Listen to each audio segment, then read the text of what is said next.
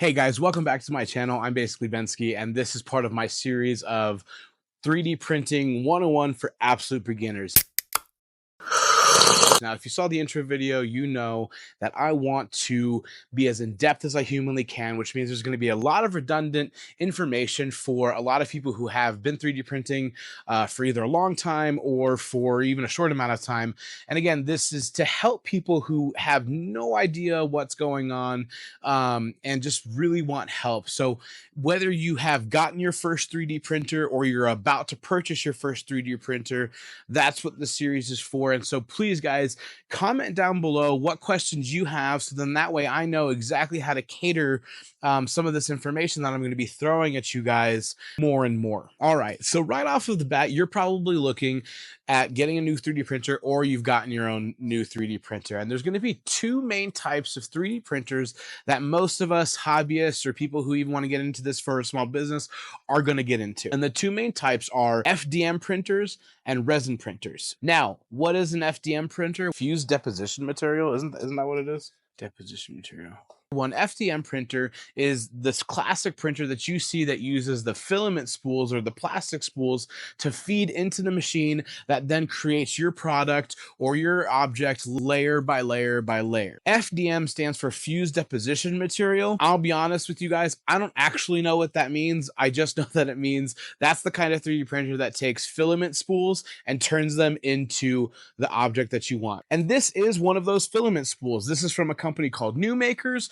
And this is what it looks like. It has the filament that you take this and feed it into your machine, and then your machine takes that and heats it up to about 200 to 240 degrees Celsius, depending on what material you use. And don't worry, we'll get into that later down the line, but it will heat it up so it can melt it and then create your object layer by layer.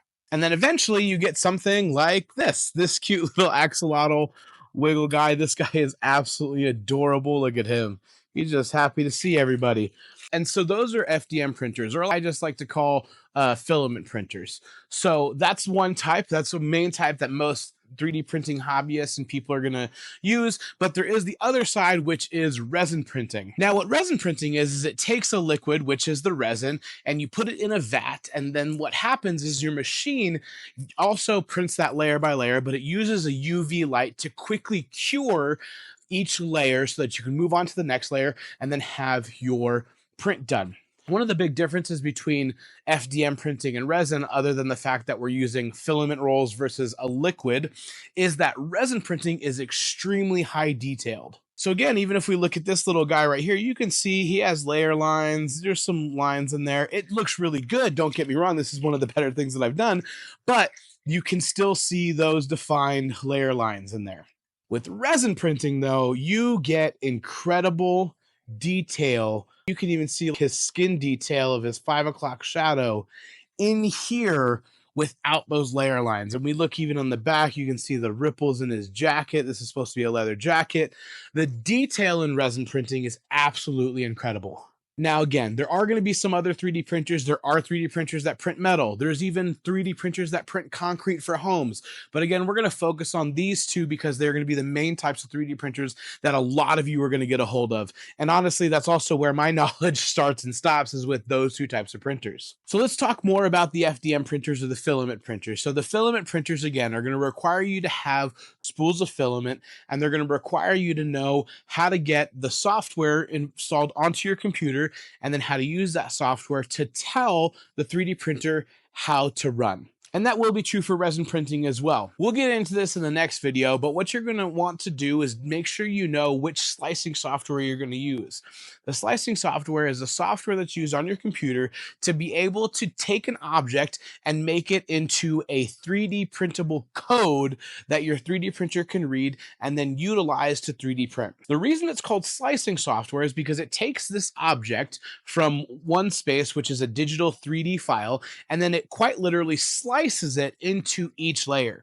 When you're printing on an FDM printer, the standard is 0.20 millimeters layer height, which means each layer of your project will be at 0.20 layer height. And what the slicing software does is it takes your object and then cuts it up into those layers, and it programs each layer by a different code so that your 3D printer knows how to read it and knows how to lay down the filament correctly. And what's crazy is all of this sounds super complicated, especially for somebody who's never done anything like this. But I can tell you what's great is the programs take care of 99% of it. In fact, a lot of the times the programs take care of 100% of it, and you just have to upload it and press print. And that's the cool part about 3D printing, is it seems really intimidating, and sometimes you hear a lot of terminology that you don't know, but I promise you, especially if you stick through this series, you're gonna learn a lot, and you're gonna be able to not feel as overwhelmed as you would with just trying to jump into it by yourself. With resin printing, it's the same thing. You just slice it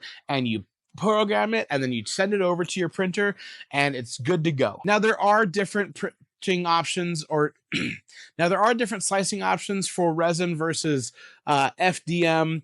You can decide if you want to use the same ones. There are some that do both. I personally have more than one slicer. And the program helps you if you're going to do multicolor printing, which is where you have the ability to be able to print more than one color from just one printer. Some of you might not have gotten those, or some of you aren't looking at multicolor prints, but that's how I'm able to accomplish this guy right here with his different color eyes and his tongue. I didn't have to change any of that. I just was able to load my printer with that, and then it was able to print all of that by itself with the help again from the slicing software. Like I said, guys, in the intro video that I did for this series, I don't want these to be very long, so I'm going to stop right there. We're just, again, talking about the two basic types of printers and very basically how to get started. I think the next video we're going to do is we're going to talk a little bit about the slicing software. We're going to talk about the slicing software I use, but the fact that there's a bunch of options that you can go into and figure out how to use for yourself. Anyways, guys, I'm basically Bensky. If this is content that you love and somebody else can love it, make sure you smash that like button, share it out to your friends that could benefit from this.